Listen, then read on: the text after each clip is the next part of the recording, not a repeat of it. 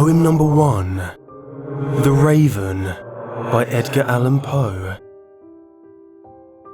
Once upon a midnight dreary, while I pondered, weak and weary, over many a quaint and curious volume of forgotten lore, while I nodded, nearly napping, suddenly there came a tapping, as of someone gently rapping at my chamber door. "'Tis some visitor," I muttered, tapping at my chamber door. Only this, and nothing more. Distinctly, I remember, it was in the bleak December, and each separate dying ember wrought its ghost upon the floor. Eagerly, I wished the morrow. Vainly, I had sought to borrow from my books surcease of sorrow for the lost Lenore, for the rare and radiant maiden whom the angels name Lenore, nameless here forevermore. And the silken, sad, uncertain rustling of each purple curtain thrilled me, filled me with fantastic terrors never felt before. So that now, to still the beating of my heart, I stood repeating, "'Tis some visitor entreating entrance at my chamber door. Some late visitor entreating entrance at my chamber door. This it is, and nothing more." Presently my soul grew stronger, hesitating, then no longer. "Sir," said I, "or madam, truly your forgiveness I implore. But the fact is I was napping, and so gently you came rapping, and so faintly you came tapping at my chamber door, that I scarce was sure I heard you. Here, I opened wide the door. Darkness there, and nothing more." Deep into that darkness peering, long I stood there wondering, fearing, doubting, dreaming dreams no mortal ever dared to dream before. But the silence was unbroken, and the stillness gave no token, and the only word there spoken was the whispered word Lenore. This I whispered, and an echo murmured back the word Lenore. Merely this, and nothing more. Back into the chamber turning, all my soul within me burning. Soon again I heard a tapping, somewhat louder than before. "Surely," said I, "surely that is something at my window lattice. Let me see then what there it is, and this mystery implore. Let my heart be still a moment, and this mystery explore. 'Tis the wind, and nothing more." Open here I flung the shutter, when, with many a flirt and flutter, in there stepped a stately raven of the saintly days of yore. Not the least obeisance made he, not a minute stopped or stayed he, but, with mine of lord or lady, perched above my chamber door, perched upon a bust of Pallas, just above my chamber door, perched and sat, and nothing more. Then, this ebony bird beguiling my sad fancy into smiling, by the grave and stern decorum of the countenance it wore. "Though thy crest be shorn and shaven thou," I said, "art sure no craven, ghastly, grim, and ancient raven, wandering from the nightly shore. Tell me what thy lordly name is on the night's Plutonian shore." Quoth the raven, "Nevermore." Much I marvelled this ungainly fowl to hear discourse so plainly, though its answer little meaning, little relevancy bore. For we cannot help agreeing that no living human being ever yet was blessed with seeing bird above his chamber door, bird or beast upon the sculpted bust above his chamber door, with such name as Nevermore.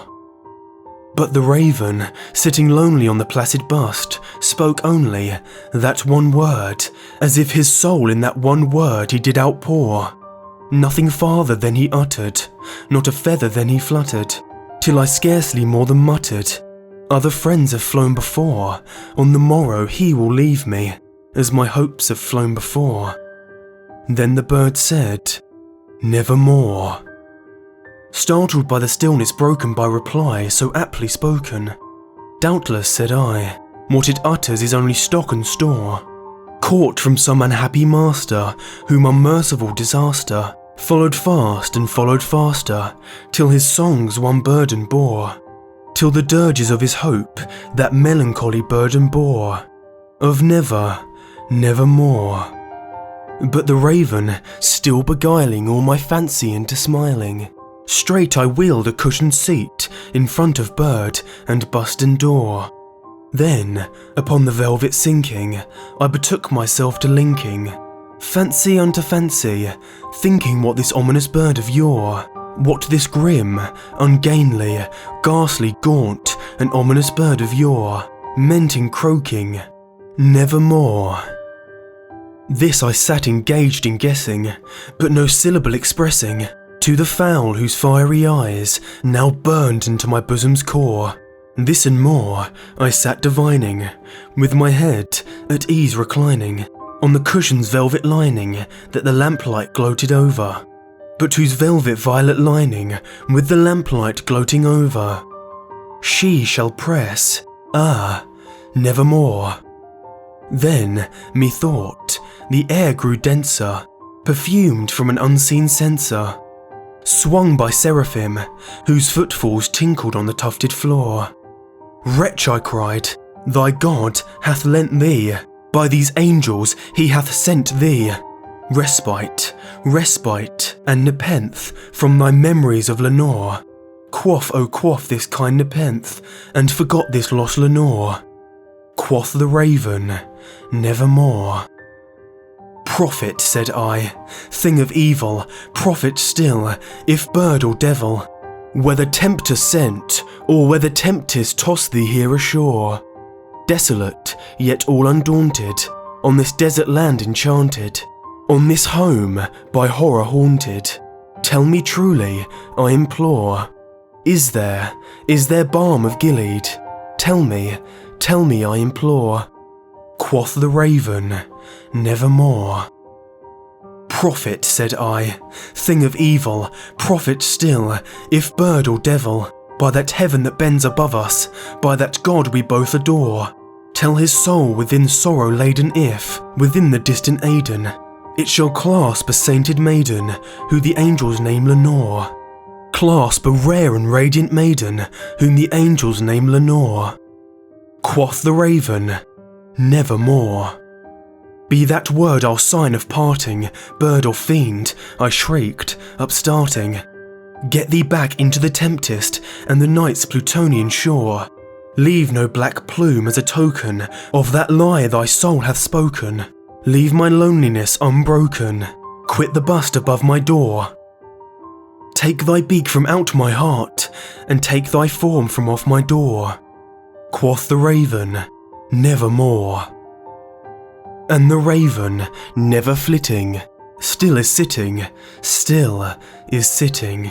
on the pallid bust of Pallas just above my chamber door, and his eyes have all the seeming of a demon's that is dreaming, and the lamplight over him streaming throws his shadow on the floor, and my soul from out that shadow that lies floating on the door shall be lifted nevermore.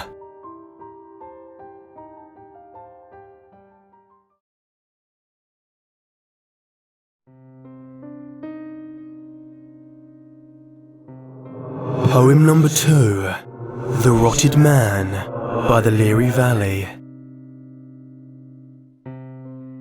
When I was a child of only 3, the rotted man came for me. Late one night, from my open door, he slowly crept across the floor. He took me by the hand and said, I'll save you from this life of dread. We left the house in the early morn and took his carriage of blackened thorn. We rode for hours through thick, dense fog to a darkened, unlit, swamp-filled bog, where topless trees with hanging moss were shields from the unseen winter frost. The thick, wet heat from the dense, cool air crept up your back and through your hair. He took me to his house of bones, on a path laid with cobblestones.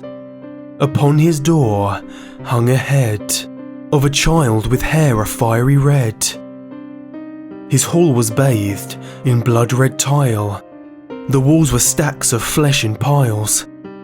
He told me of his protective view and begged that I should join him too. He smiled, and through his rotted lips, I saw 1,000 children's fingertips. He promised me the world would pay and told me that I could stay. Then we entered a smaller room, and the rotted man gave me a red balloon.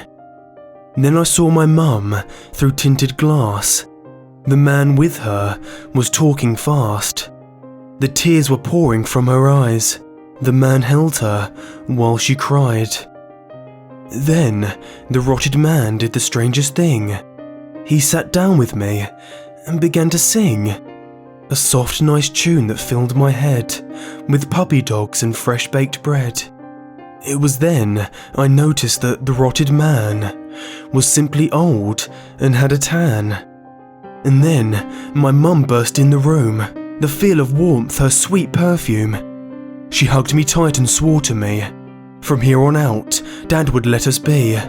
No more bruises, no more fights, no more screaming in the night. The rotted man had saved our lives by taking those who beat their wives and children that cry when they are dropped and beaten senseless till they stop. I thank the rotted man a lot, and never have I forgot that the thing I feared saved my life. They had found my father with a knife. There are real horrors on this earth. Some are subjected to them at birth. We were saved by a man made of rot. I was lucky, but many are not.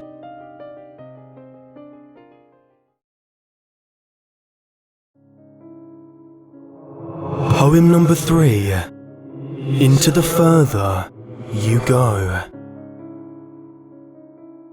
To start your venture into the fray, first you settle at the end of the day. Plead to prepare you for what you may see. You thank him for placing the fruits on the tree.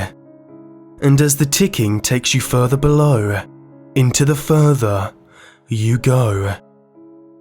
You light your home with a single flame to guide you out and far from declaim. Away from the smoke and what you might see, to flee back to safety, the light is the key.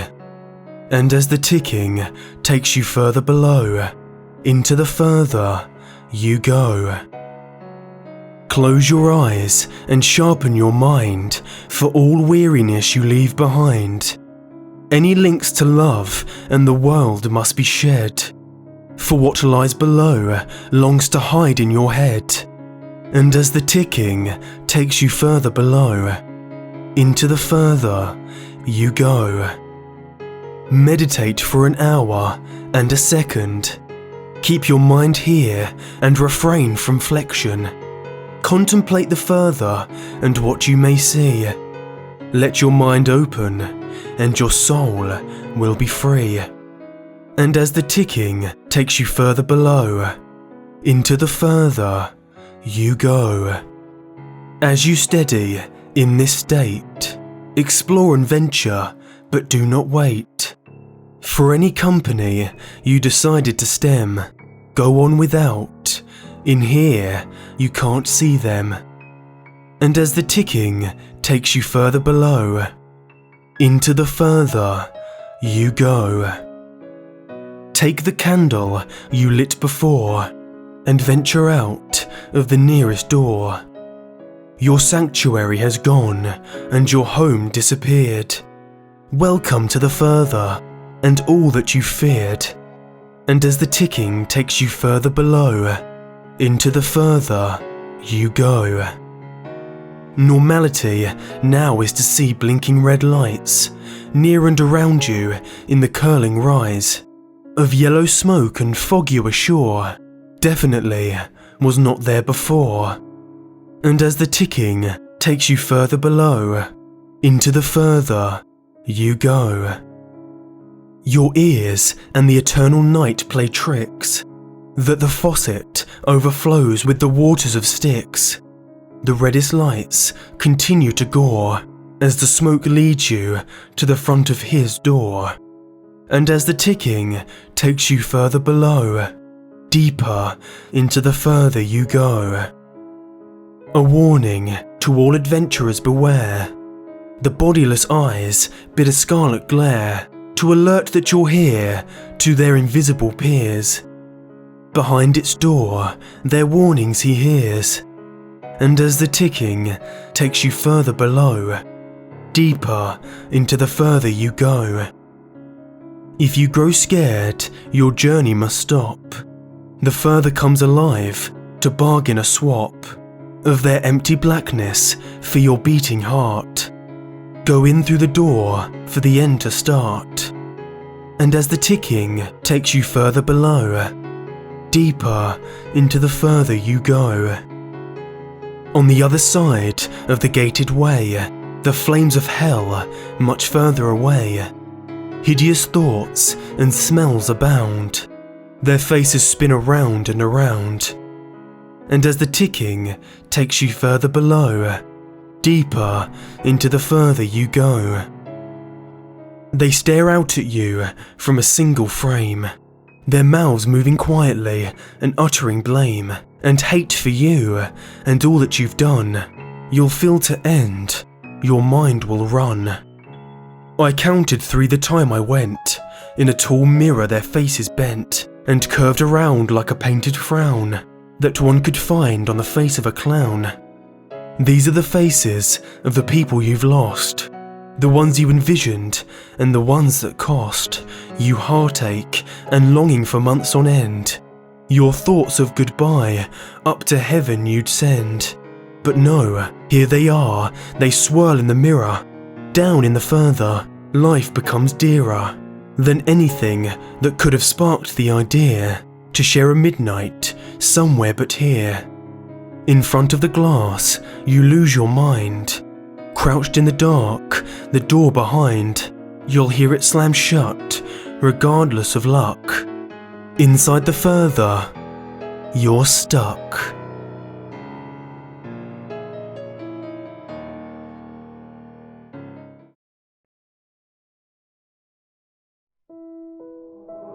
Poem number 4, Winter Weary, by Jake Henderson. Wandering across fields of winter weary, the frosted tint of winter eerie, encompassing light like a swallowing shadow, all across this winter meadow. Meadow dew coated blades of wintered grass, like tiny fragments of crystallized glass, shattered under boot and toe as the frosted air turned to snow. Flurries turned to blizzard, the ground shifted against nature's wizard. From the snowy June raised a grim. I would come to know this grim as him.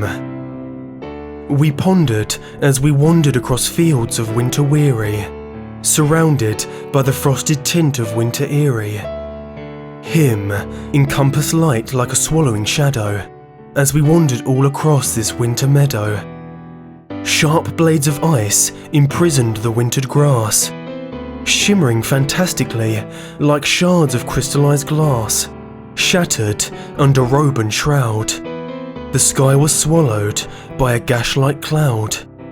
Through this cloud came an eye, the watcher from the sky. It was then that him took me in his forbidden hand. Him then showed me a whole new land. This was a world of winter weary, tinted in winter eerie. All light encompassed into a shadow unfurled, all across this barren world. A sky of decaying green, split by the eye of the Watcher Queen, piercing, pulsating and putrid. With every step, I became further rooted. My footfalls fell deeper into snow as my breathing began to slow. Him threw a robe over my shoulder as my cloth-covered skin felt older. The stars that missed the sky surrounded me flying by as my hands fell numb and my frosted feet succumb. Him then turned to dust and bone, and I was there to take his throne. My forbidden hand pulsated with power as I returned to my old world of the final flower. I am a creature of winter weary, cloaked in winter eerie, encompassing light into my shadow unfurled, to bring another soul to my withered world.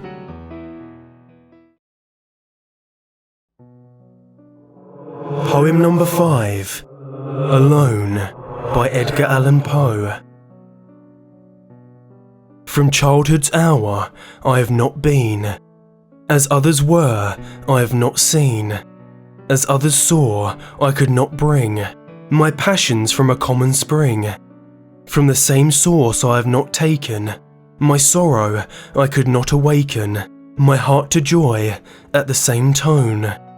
And all I loved alone. Then, in my childhood, in the dawn of a most stormy life was drawn, from every depth of good and ill, the mystery which binds me still. From the torrent or the fountain, from the red cliff of the mountain, from the sun that around me rolled in its autumn tint of gold, from the lightning in the sky as it passed me flying by, from the thunder and the storm and the cloud that took the form, when the rest of heaven was blue, of a demon in my view.